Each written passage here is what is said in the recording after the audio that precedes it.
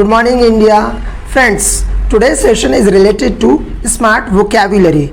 In coming future जितने भी आपको अब वीडियोस मिलने वाले हैं उसमें बहुत सारा स्मार्ट और न्यू वोकैबुलरी आपको मिलने वाला है दोस्तों, इसीलिए do watch the videos utterly means completely, कि वीडियो को आप पूरा वॉच करें ताकि आप आसानी से स्मार्ट वोकैबुलरी और जो न्यू वोकैबुलरी है उसको लर्न कर सकें और उसको सीख सकें कि एक सही वे में वोकैबुलरी को किस जगह यूज़ किया जाता है और कैसे यूज़ करना चाहिए।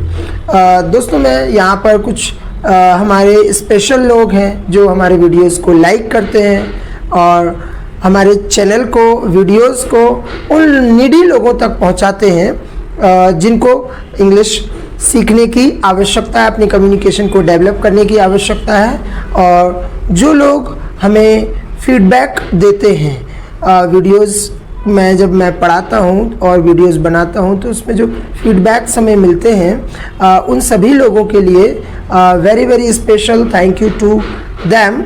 एंड जो चैनल को सपोर्ट करने वाले लोग हैं उनके लिए भी मैं बहुत बहुत धन्यवाद देना चाहता हूँ। Now I am coming on my class.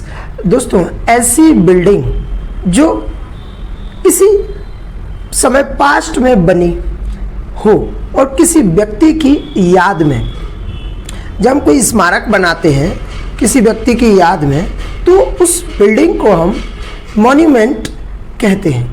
जैसे ताजमहल दोस्तों, इट्स अ मॉन्यूमेंट। दोस्तों, ऐतिहासिक इमारत जिसका संबंध इतिहास से जुड़ा हो या इतिहास से हो, ऐसी बिल्डिंग को या इमारत को हम हिस्टोरिकल मॉन्यूमेंट कहते हैं। दोस्तों, हिस्टोरिकल मॉन्यूमेंट को घूमना मीन्स विजिट करना, वहाँ रुकना और होकर आना, उसको इंग्लिश में बोलते हैं बीन टू। अगर दोस्तों मैं अपनी बात करूं कि मैं हिस्टोरिकल मॉन्यूमेंट को घूमकर आ चुका हूं, मीन्स ताजमहल एक ऐसी इमारत है जो हिस्टोरिकल मॉन्यूमेंट है और जिसका संबंध हिस्ट्री से है और मैं उसको घूमकर आ चुका हूं, तो अपना अनुभव बताने के लिए हम बोल सकते हैं आई हैव बीन टू के बाद दोस्तों जिस हिस्टोरिकल मॉन्यूमेंट को हम घूमकर आ चुके हैं उसका नाम यूज़ कर सकते हैं। जैसे मैं आपकी ताजमहल की बात कर रहा हूँ तो मैं बोल सकता हूँ कि I have been to Taj Mahal. तो दोस्तों, अगर आप कोई और हिस्टोरिकल मॉन्यूमेंट विजिट कर आ चुके हैं, घूमकर आ चुके हैं, जैसे रेड फोर्ट है, इंडिया गेट है या और भी अदर हिस्टोरिकल प्लेसेस हैं, तो उनमें से जो भी आप हिस्टोरिकल प्लेस विजिट कर चुके हैं उसका नाम बोल सकते हैं। अगर मेरी बात करें तो मैं तो बहुत सारे हिस्टोरिकल मॉन्यूमेंट्स को घूमकर आ चुका हूँ।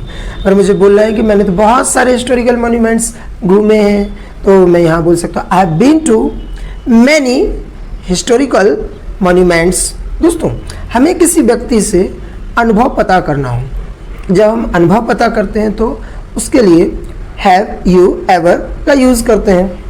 तो अगर आप मुझसे अनुभव पता करना चाहते हैं कि सर आपने कोई मीन्स कोई भी एक हिस्टोरिकल मॉन्यूमेंट देखा है, घूमकर आए हैं, तो क्वेश्चन कैसे बनाएंगे? Have you ever been to any historical monument. अब यहाँ एनी का सेंस मीन्स बहुत सारे हिस्टोरिकल मॉन्यूमेंट्स में से कोई भी एक। अगर मैं बात करूं अपनी तो मैं तो बहुत सारी घूम कर आ चुका हूं, तो यहाँ पे मैं आंसर दे सकता हूँ yes I have been to many historical monuments. दोस्तों, जब हम किसी जगह पर घूम कर आते हैं तो जनरली लोगों का एक क्वेश्चन रहता है कि जैसे मैं बात करूं ताजमहल की, मैं ताजमहल घूम कर आया हूं, तो आप मुझसे क्या क्वेश्चन करेंगे? जनरली जो लोग क्वेश्चन करते हैं वो एक कॉमन क्वेश्चन आप कर सकते हैं कि ताजमहल कैसा है, आपको वहाँ जाकर कैसा लगा। मीन्स अब आप मेरा अनुभव पता करना चाहते हैं कि वहाँ पर मेरा अनुभव कैसा रहा। तो अगर आपको पूछना है कि आपका अनुभव कैसा रहा तो किस तरीके से पूछेंगे, क्वेश्चन कैसे बनाएंगे, चलिए सीखते हैं। How do you find it means हम वहाँ की बात कर रहे हैं जिस हिस्टोरिकल मॉन्यूमेंट को हम विजिट कर चुके हैं, घूम चुके हैं। तो दोस्तों हाउ डू यू फाइंड का आंसर जब भी हम देते हैं तो इट्स में देते हैं। अच्छा लगा, बुरा लगा। तो दोस्तों मैं बात करूं ताजमहल की, तो ताजमहल बहुत ही खूबसूरत बिल्डिंग है, एक नाइस प्लेस है। अगर मुझे उसकी तारीफ में बोलना है कि ये बहुत शानदार है तो इसको ऐसे बोल सकते हैं, इट्स ग्रेट। दोस्तों और अच्छा बोलना है, भव्य है, उस जैसा कोई दूसरा इमारत नहीं है, एकदम भव्य। तो यहाँ पर मैं बोल सकता हूँ भव्य के लिए ऑसम, तो बोल सकते हैं इट्स ऑसम। और जानदार, शानदार है तो आप बोल सकते हैं इट्स ग्लोरियस। और भी बहुत सारे खूबसूरत वर्ड्स जिनका आप यूज़ करना चाहते हैं बिल्कुल यूज़ कर सकते हैं। लेकिन दोस्तों आंसर देते वक्त याद रखिएगा इसका आंसर इट्स में ही दिया जाएगा। जनरली ये क्वेश्चन हम कब बनाते हैं, how do you find it. चलिए एक एग्जाम्पल के माध्यम से समझते हैं। सपोज करें हमारे घर पर फ्रेंड्स आए हुए हैं और आज हम उनके लिए कॉफ़ी प्रिपेयर करते हैं, सभी को कॉफ़ी ट्रीट करते हैं। दोस्तों कॉफ़ी बनाने के बाद जब मैं कॉफ़ी को सभी के लिए सर्व करता हूँ और सर्व करने के बाद जैसे ही वो कॉफ़ी को पीते हैं, पीने के बाद या उनको ट्रीटमेंट देने के बाद हम एक सवाल ज़रूर पूछते हैं कि कॉफ़ी कैसी लगी, इसका टेस्ट कैसा लगा। तो जब हम सामने वाले से ये पूछना चाहते हैं, अनुभव पता करना चाहते हैं कि आपका अनुभव कैसा रहा, अगर कॉफ़ी बहुत शानदार है, बहुत टेस्टी है, तो आप बोल सकते हैं इट्स वेरी टेस्टी। टेस्ट और बड़ा ना हो मीन्स आप इससे और अच्छा खूबसूरत वर्ड यूज़ करना चाहते हैं। कोई चीज़ बहुत लाजवाब, लजीज हो, तो उस टाइम पर आप उसके लिए डिलीशियस वर्ड यूज़ कर सकते हैं। तो अगर कॉफ़ी बहुत ही डिलीशियस है तो आप बोल सकते हैं इट्स डिलीशियस। तो दोस्तों हाउ डू यू फाइंड का क्वेश्चन कब बनाते हैं, कब पूछा जाता है और इसका आंसर कैसे दिया जाता है, ये आप सीख चुके होंगे। अब आगे जब भी आपको मौका मिले तो इस टाइप से क्वेश्चंस बनाकर अपने फ्रेंड्स से अपने ग्रुप में डिस्कस करना शुरू कर सकते हैं आप। दोस्तों हम अगर मॉन्यूमेंट्स की बात करें तो जब मैं वहाँ देखने गया तो मैंने देखा कि जो हिस्टोरिकल मॉन्यूमेंट्स हैं काफ़ी ओल्ड हो चुके हैं और ओल्ड होने के कारण उनकी जो कंडीशन है जो वो काफ़ी बेकार सी हो रही है। मीन्स अगर मैं कहूँ कि वो धीरे धीरे धीरे बेकार होते जा रहे हैं, तो यहाँ पर मैं कहना चाहूँगा means some monuments are getting ruined। ruin means बर्बाद हो रहे हैं, जर्जर हो रहे हैं, ख़राब हो रहे हैं। तो किसी चीज़ को ख़राब करना नॉर्मली हम वर्ड यूज़ करते हैं स्पॉइल। जैसे हम पेंटिंग कर रहे हैं, उस पर कलर फैल जाए तो पेंटिंग कैसी हो जाती है, ख़राब हो जाती है। पेंटिंग को ख़राब करना या कलर फैला देना, स्पॉइल द पेंटिंग। ऐसे ड्राइंग के साथ जब हम ड्रॉ करते हैं किसी पिक्चर को, उस पर पानी फैल जाए तो क्या होता है, ख़राब हो जाती है।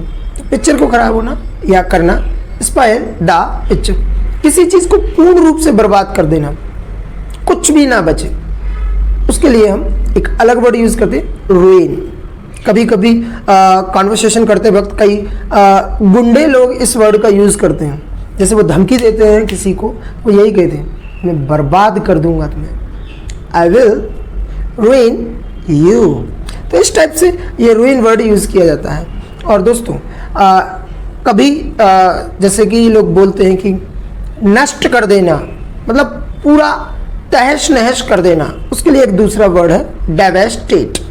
जब किसी चीज़ को नष्ट, भ्रष्ट, तोड़ना, फोड़ना, तो उसके लिए हम एक डेवेस्टेट वर्ड का यूज़ करते हैं। तो अगर मैं कहना चाहता हूँ कि वो टूट रहे हैं, फूट रहे हैं, बेकार हो रहे हैं, नष्ट हो रहे हैं, तो यहाँ पर मैं बोल सकता हूँ सम मॉन्यूमेंट्स आर गेटिंग डेवेस्टेटेड। कौन कर रहा है, कौन नहीं कर रहा, हो रहे हैं नेचुरल।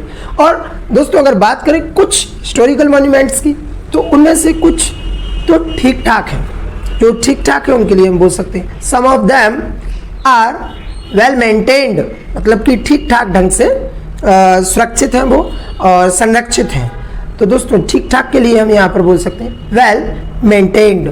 तो कुछ हिस्टोरिकल मॉन्यूमेंट्स ऐसे जो बेकार हो रहे हैं और कुछ हिस्टोरिकल मॉन्यूमेंट्स बहुत अच्छे स्तर पर हैं, उनकी कंडीशंस अच्छी हैं। दोस्तों अब बात आती है कि हिस्टोरिकल मॉन्यूमेंट्स जो खराब हो रहे हैं, बेकार हो रहे हैं, उनके लिए कौन जिम्मेदार है? जिम्मेदार कैंडिडेट के लिए हम एक वर्ड यूज़ करते हैं, रिस्पॉन्सिबल।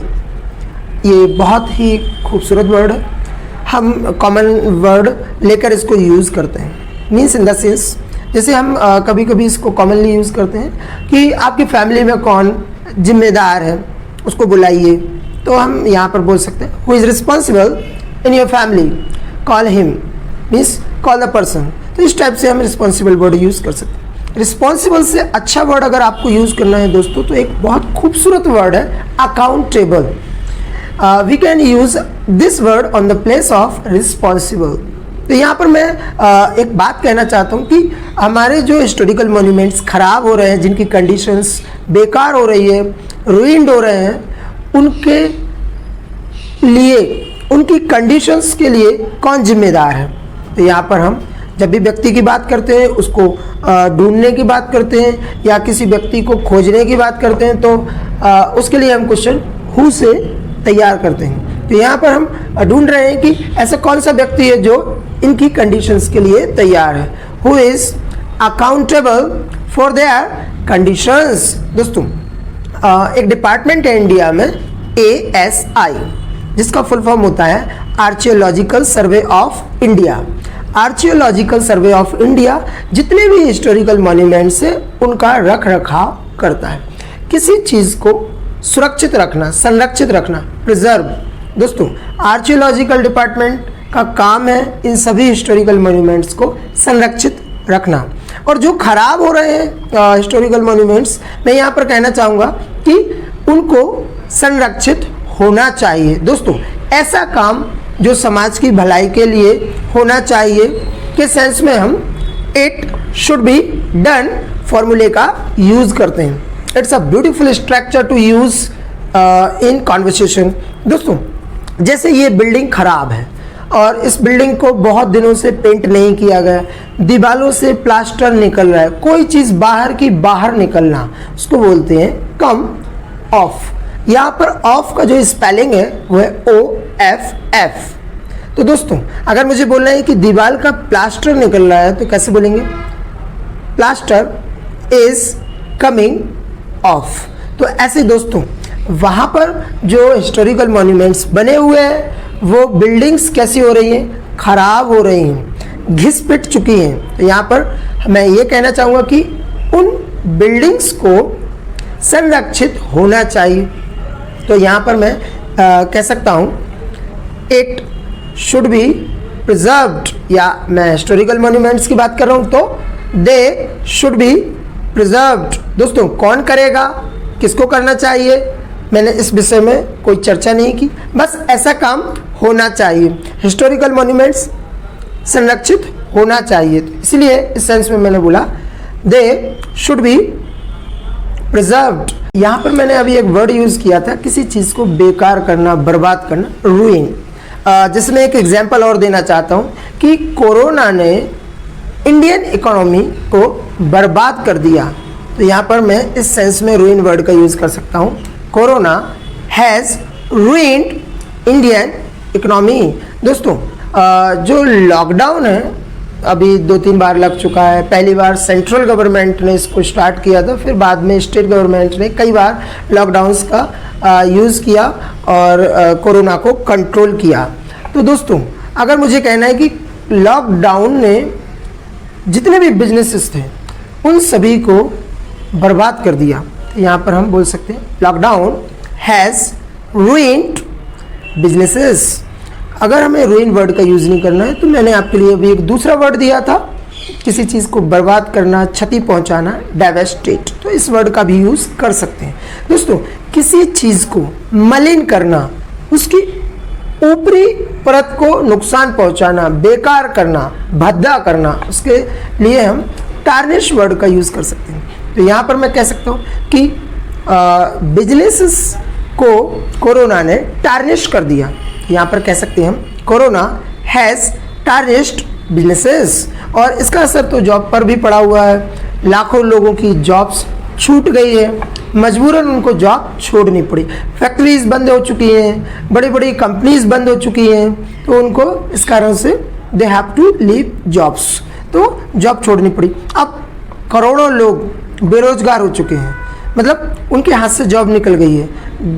ऐसा व्यक्ति जो जॉब से दूर हो या जिसके पास जॉब नहीं है, उसके लिए हम बोल सकते हैं जॉबलेस। जैसे अगर मुझे बोलना है कि सामने वाले कैंडिडेट के पास जॉब नहीं है, ही इज जॉबलेस। ऐसा व्यक्ति जिसके पास घर नहीं है, तो उसके लिए हम बोल सकते हैं ही इज होमलेस। जो उम्मीदें खो चुका हो, जैसे कई लोगों ने कोरोना के कारण, लॉकडाउन के कारण उम्मीद खो दी जीने की, कमाने की, बिजनेस को आगे बढ़ाने की, तो उसके लिए हम बोल सकते हैं होपलेस। दोस्तों लेकिन वैसे ऐसा करना नहीं चाहिए, ये जीवन है, लाभ हानि, अपयश, benefit, loss, it's a part of life. और कहते हैं कि वैसे मुझे कहना नहीं चाहिए, लेकिन पुरानी कहावत है कि जो होता है अच्छे के लिए होता है। कई लोगों को बहुत फ़ायदा हुआ कोरोना में, लॉकडाउन में, कई लोग बर्बाद हुए हैं। तो कहते हैं जो होता है अच्छे के लिए होता है, व्हाट हैपन्स फॉर गुड। एक बहुत अच्छा एक्सप्रेशन है, अगर आप यूज़ करें तो it's a beautiful expression to use in conversation while discussing with others और however you are talking to. तो आप जिनसे भी बात कर रहे हो या करेंगे, तो आप उनके साथ इस टाइप से एक्सप्रेशंस यूज़ कर सकते हैं। It brings a special atmosphere in your conversation and impression on your personality. आपकी पर्सनैलिटी में बहुत अच्छा इम्प्रेशन लाता है। तो इस टाइप से आप एक कॉन्वर्सेशन में अपने स्ट्रक्चर्स यूज़ कर सकते हैं, जो मैं अभी बीच बीच में आपको वीडियोस के माध्यम से देता रहता हूँ। दोस्तों अब हम अपने टॉपिक पर वापस आते हैं। I will come back on my topic. तो मैं बात कर रहा था कि जो बिल्डिंग्स घिस गई हैं, पुरानी हो चुकी हैं, ऐसी कोई चीज़ जो घिस गई है, उसके लिए हम बोलते हैं वॉर्न आउट। जब हम स्लीपर्स या शूज़ पहनते हैं 4 या 6 महीने के बाद वो घिस पिट जाते हैं। दोस्तों स्लीपर्स को आपने देखा होगा, कहीं गड्ढे हो जाते हैं, कहीं निशान बनने लगते हैं, उनकी जो लेयर होती है काफ़ी थिन होने लगती है। तो यहाँ पर हम कह सकते हैं चप्पल घिस चुके हैं, स्लीपर्स आर वर्न आउट। दोस्तों अगर मुझे बोलना है कि हिस्टोरिकल मॉन्यूमेंट्स घिस चुके हैं, तो कैसे बोलेंगे? Historical monuments are worn out. दोस्तों जो रेलवे स्टेशन के आसपास बिल्डिंग्स बनी हुई हैं, आपने देखा होगा कि वो सभी की सभी बिल्डिंग्स खाली हो चुकी है, और कई लोग खाली कर रहे हैं। क्यों? क्योंकि वो उनकी दीवारें क्रैक हो चुकी हैं, बिल्डिंग्स टूटने लगी हैं, घिस चुकी हैं पूर्ण रूप से। तो यहाँ पर मैं कह सकता हूँ कि बिल्डिंग्स आर वर्न आउट। दोस्तों जब हम किसी को कोई जोक सुनाते हैं, जोक सुनाने को ले क्रैक अ जोक। सपोज करो मैंने कोई जोक सुनाया और वो जोक आपको पसंद नहीं आया हो, या फिर कई बार कई लोग उस जोक को सुना चुके हों और उसमें कोई मजाक नहीं है, कोई हंसी नहीं है, कहते हैं ना कि घिसा पिटा जोक, तो यहाँ पर हम बोल सकते हैं it's a worn out joke. दोस्तों ऐसा जोक बहुत शानदार जो आपको हंसने पर मजबूर कर दे, ठहाके लगाने पर मजबूर कर दे, तो आप उसके लिए बोल सकते हैं हिलेरियस जोक। तो आप पूरा सेंटेंस बना सकते हैं इट्स अ हिलेरियस जोक। दोस्तों जो बिल्डिंग्स पुरानी हो चुकी हैं, घिस गई हैं, उन बिल्डिंग्स को त्याग देना चाहिए। किसी चीज़ को त्यागना के सेंस में हम अवॉइड वर्ड को यूज़ करते हैं। तो अगर मुझे कहना है कि वो बिल्डिंग्स अवॉइड होनी चाहिए, अवॉइड करनी चाहिए, कौन करेगा कौन नहीं, ऐसा काम होना चाहिए, तो बिल्डिंग्स या घिसी पिटी बिल्डिंग्स के लिए हम बोल सकते हैं worn out buildings should be avoided. दोस्तों किसी चीज़ को पूर्ण रूप से त्यागना, खाली कर देना, उसके लिए हम अबंडन वर्ड का यूज़ कर सकते हैं। तो अगर मुझे बोलना है कि बर्न आउट बिल्डिंग्स को त्याग देना चाहिए, तो यहाँ पर अवॉइड की जगह मैं अबंडन वर्ड का यूज़ कर सकता हूँ। दोस्तों जब हम किसी सेंटेंस को स्ट्रॉन्ग तरीके से बोलना चाहते हैं, तो हम शुड की जगह मस्ट वर्ड का यूज़ कर सकते हैं। अगर मुझे कहना है कि बर्न आउट बिल्डिंग्स अबंडन होनी चाहिए, तो यहाँ पर मैं शुड की जगह मस्ट वर्ड का यूज़ कर सकता हूँ। चलिए एक सेंटेंस बनाते हैं, worn out buildings must be abandoned. दोस्तों अगर आप मेरी बात से सहमत हैं तो आप यहाँ पर बोल सकते हैं। सहमति जताने के लिए हम अग्री वर्ड का यूज़ करते हैं। और आप मेरे विचारों से सहमत हैं कि ऐसी बिल्डिंग्स को त्याग देना चाहिए, सहमत है तो आप बोल सकते हैं आई अग्री विद यू। दोस्तों अगर आप पक्का मेरी बात से सहमत हैं कि सर मैं आपकी बात से पूर्ण रूप से सहमत हूं, तो आप यहां पर अग्री से पहले डू वर्ड का यूज कर सकते हैं। सेंटेंस को और स्ट्रांग तरीके से बोल सकते हैं कि मैं आपकी बात से पक्का सहमत हूं, तो उसके सेंस में आप बोल सकते हैं I do agree with you. जो हिस्टोरिकल मॉन्यूमेंट्स हमारे खराब हो रहे हैं या खराब हो चुके हैं या जो बिल्डिंग्स वर्न आउट हो चुकी हैं, उन बिल्डिंग्स को सुरक्षित करना चाहिए, उनका नवीनीकरण होना चाहिए। दोस्तों नवीनीकरण के लिए हम रिनोवेशन वर्ड का यूज़ करते हैं। किसी चीज़ को नवनिर्मित करना मीन्स उसको नया करना, उसके लिए रिनोवेट वर्ड का यूज़ करते हैं। तो यहाँ पर मैं कह सकता हूँ they must be renovated time to time, reason being it's our national heritage, क्योंकि ये हमारी विरासत है और इनको टाइम टू टाइम रिनोवेट करना या होना चाहिए। तो दोस्तों इसके लिए इंडियन गवर्नमेंट क्या है, थोड़ा सा फंड देती है। किसी फंड को देना या किसी काम को कानूनी रूप से अनुमति देना, उसके लिए हम ग्रांट वर्ड का यूज़ करते हैं। तो गवर्नमेंट फंड देती है इन सभी हिस्टोरिकल मॉन्यूमेंट्स को सुरक्षित रखने के लिए। Indian government grants the fund. लेकिन दोस्तों उस फंड का क्या होता है, लाखों रुपए करोड़ों रुपए सुरक्षित रखने के लिए आते हैं, या मैं कहूँ कि हिस्टोरिकल मॉन्यूमेंट्स की सुरक्षा के लिए आते हैं। तो उस फंड का क्या होता है, सॉरी टू से हिंदी में कहते हैं ना कि फंड को गवर्न कर लिया जाता है। किसी चीज़ को गवर्न कर लेना, डकार लेना, या उसको हम इंग्लिश में जैसे कहते हैं इम्बेजल। तो फंड तो इम्बेजल कर लिया जाता है, फंड इज इम्बेजल्ड। दोस्तों यहाँ पर मैंने इसके बाद थर्ड फॉर्म का यूज़ किया है। तो इसके बाद एम के बाद आर के बाद एक्शन में थर्ड फॉर्म का यूज़ कब करते हैं, चलिए सीख लेते हैं। दोस्तों ऐसा काम जो होता है, कौन करता है कौन नहीं करता, इससे कोई लेने देना नहीं है। जैसे अगर मैं कहूँ फॉर एन एग्जाम्पल, भारत में दिवाली मनाई जाती है। अब दीपावली मनाई जाती है, कौन मनाता है ये नहीं बोला मैंने ये बोला है ऐसा काम होता है। मीन्स दीपावली सेलिब्रेट होती है, ऐसा काम होता है। जो काम होता है कौन करता है कौन नहीं करता, उसके लिए एक ग्रामर का बहुत अच्छा स्ट्रक्चर है। चलिए उस स्ट्रक्चर को सीख लेते हैं। इट इज डन, इस फॉर्मूले का, इस स्ट्रक्चर का यूज़ केवल हम एक ही जगह करेंगे जहाँ पर हमें बोलना हो कि ऐसा काम होता है या ऐसा काम किया जाता है। इस सेंस में हम इट इज डन फॉर्मूले को यूज़ करते हैं। अब मुझे बोलना है कि दीपावली मनाई जाती है, तो कौन मनाता है कौन नहीं, बस ऐसा काम होता है। तो जो काम होता है सबसे पहले उसका नाम बोलते हैं। जैसे यहाँ पर मैं क्या कहना चाह रहा हूँ, दीपावली मनाई जाती है, तो सबसे पहले हम दीपावली का नाम बोलेंगे, दीपावली। अब दीपावली एक फेस्टिवल है, तो हम सिंगुलर सब्जेक्ट होने के साथ सिंगुलर हेल्पिंग वर्ब का यूज़ करते हैं। तो यहाँ पर मैं कह सकता हूँ दीपावली इज, और मनाने के लिए ऑलरेडी हम जानते हैं सेलिब्रेट, सेलिब्रेट की थर्ड फॉर्म सेलिब्रेटेड। ये एक रेगुलर वर्ब है, तो इसका मुझे थर्ड फॉर्म और सेकंड फॉर्म बताने की आवश्यकता नहीं है। सेलिब्रेट, सेलिब्रेटेड, सेलिब्रेटेड आसान है बनाना, आप बना सकते हैं। तो यहाँ पर हम कह सकते हैं दीपावली मनाई जाती है, दीपावली इज सेलिब्रेटेड। इंडिया में मनाई जाती है तो हम बोल सकते हैं Deepawali is celebrated in India. यहाँ पर दोस्तों मुझे बोलना है कि होली खेली जाती है। अब कौन खेलता है कौन नहीं खेलता है, बस ऐसा काम होता है। अब मुझे लगता है I think you can make this sentence कि होली खेली जाती है। खेलने के लिए हम प्ले वर्ड का यूज़ करते हैं, और होली खेली जाती है तो सबसे पहले हम होली वर्ड का नाम यूज़ करेंगे। होली एक फेस्टिवल है तो यूज़ करें इज प्लेड। तो पूरा सेंटेंस क्या बनेगा, होली इज प्लेड।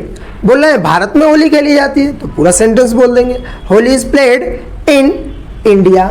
दोस्तों और भी कई सेंटेंसेस हैं जो हम बना सकते हैं इस स्ट्रक्चर की हेल्प से। दोस्तों अगर जैसे कि मुझे अभी राइस बनाना है, तो राइस को बनाने के लिए हम क्या करें, सबसे पहले उन्हें साफ करते हैं, फिर पानी में भिगोते हैं। किसी सामान को, चीज़ को पानी में भिगोना उसको बोले सोक, और चावल को पानी में भिगोना या राइस को पानी में भिगोना सोक द राइस। अगर मैंने राइस को वाटर में भिगो दिया, सोक कर दिया, तो दोस्तों अब राइस कैसे हो चुके हैं, सोक हो चुके हैं, means rice is soaked. This is condition. यहाँ पर अभी मैंने एक सेंटेंस बोला था कि फंड को गवर्न कर लिया जाता है, फंड इज एम्बेजल्ड, तो उसी सेंस में मैंने आपको ये इट इज डन का फॉर्मूला सिखाया है। दोस्तों इस फॉर्मूले की हेल्प से आप और भी कई नए सेंटेंसेस फ्रेम कर सकते हैं, बना सकते हैं, और I think this formula is very easy to use. Just आपको एक चीज़ का ध्यान रखना है, इट मीन्स वो काम जो होता है, is means singular helping verb. अगर सब्जेक्ट सिंगुलर है तो हम सिंगुलर हेल्पिंग वर्ब का यूज करेंगे, और डन मीन्स एक्शन की थर्ड फॉर्म, जो काम होता है उस एक्शन की थर्ड फॉर्म।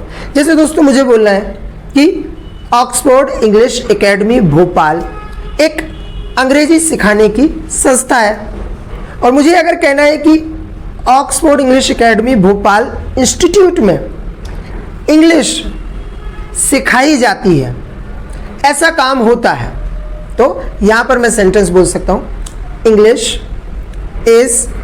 अब सिखाने के लिए हम कौन सा वर्ड यूज करते हैं, टीच। टीच की सेकंड फॉर्म टॉट। टीच एक इरेगुलर वर्ब है, इसीलिए इसकी तीनों फॉर्म्स अलग अलग होती हैं।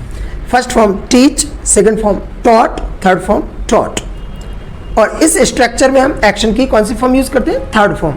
तो मुझे कहना है कि Oxford English academy Bhopal institute में इंग्लिश सिखाई जाती है, इंग्लिश इज टॉट, और फिर आगे जो इंस्टीट्यूट का नाम मैंने बताया, आप इनका यूज करके आगे सेंटेंस पूरा कंप्लीट कर सकते हैं। तो दोस्तों अगर मुझे कहना है कि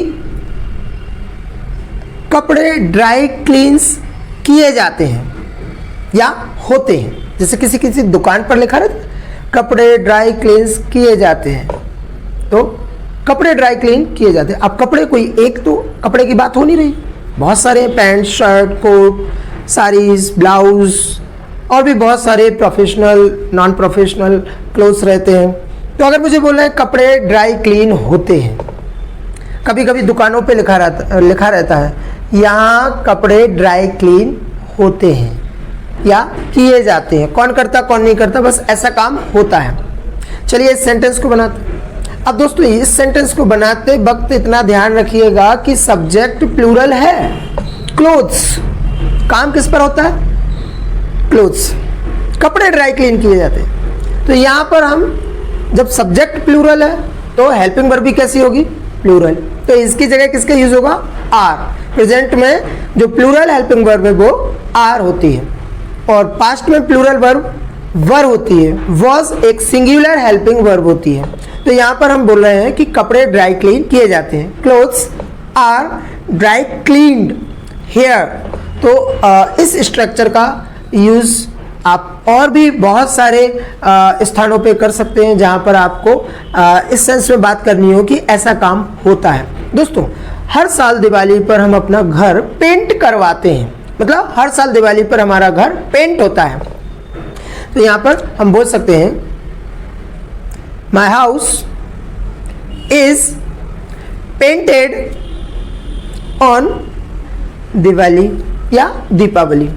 यहाँ पर मैंने आपको ये इट इज डन का फॉर्मूला सिखा दिया है। दोस्तों ये हिस्टोरिकल मॉन्यूमेंट्स को कौन बर्बाद कर रहा है, बेकार कर रहा है, कुछ ना समझ लोग वहाँ पिकनिक मनाने जाते हैं, गंदगी फैलाते हैं, लीकर पीते हैं, बोतलें फेंकते हैं, दीवारों पर लिखते हैं, और ऐसे ही लोग उसको बेकार कर रहे हैं। तो यहाँ पर मैं कह सकता हूँ some insane people go there and litter the public places, consume liquor and फलाना ढिकाना जो कुछ भी वो करते हैं, यहाँ पर मैं फलाना ढिकाना के लिए ब्ला ब्ला वर्ड का यूज़ कर सकता हूँ। तो मैं यहाँ पर बोल सकता हूँ they consume liquor, smoke and litter the public places and jot down on the walls and blah blah. दोस्तों ये हमारी रिस्पॉन्सिबिलिटी है, मोरल ड्यूटी है कि हम अपने हिस्टोरिकल मॉन्यूमेंट्स को सुरक्षित अपने नेक्स्ट जनरेशन के लिए हैंड ओवर कर दें। तो यहाँ पर हम कह सकते हैं it's our moral duty to hand them over to the next generation. Thank you so much for watching this video.